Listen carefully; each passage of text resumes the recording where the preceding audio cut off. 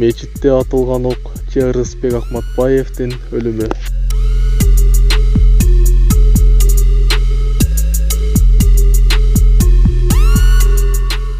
Ырысбек Акматбаев 1960-жылы 6-июлда Ысык көлдүн Чолпон Ата шаарында төрөлгөн.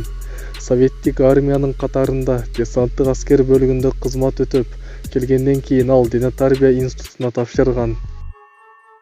Аталган окуу жайды аяктагандан соң ошол эле жерде бокс кафедрасында машыктыруучу болуп эмгектенип жүргөн.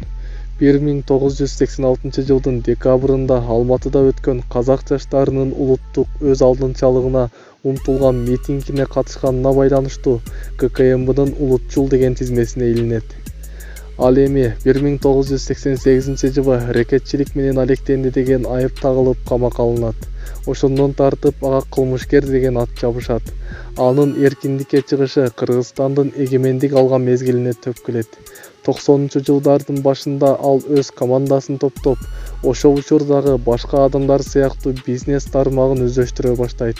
Иши ийгиликтүү жүрүп, 1995-96 жылдары туулуп өскөн Чолпон Ата шаарына шаардын негиздөөчүсү болгон Чолпон Атанын эстелигин орноттурат. Ошол кездерде анын ийгиликтүү бизнесине мурдагы ажообуздун баласы көз арыта баштаганы тууралуу жана Ырысбектин ага моюн сунбай жатканы тууралуу имиштер айтыла баштайт. Көп өтпөй Ырысбек кайрадан укук коргоо органдарынын каарына калат. 2001-жылы уюшулган кылмыш тобун түздү деген күнөө тагылып, ага издөө жарыяланат жана 2001-2004 жылдардагы бир нече адам өлтүрүүлөргө да тиешеси бар деп айыпталат.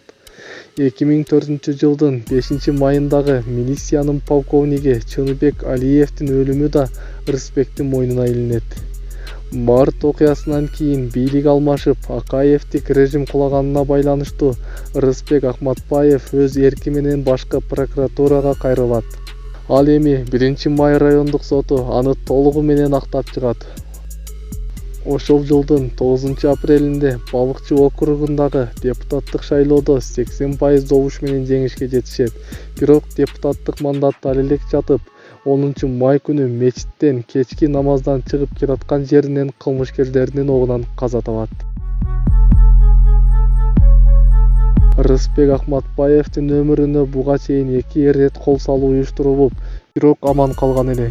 1996-жылы каршыбаштары аны гранамёттун жардамы менен жок кылууга аракет жасашкан.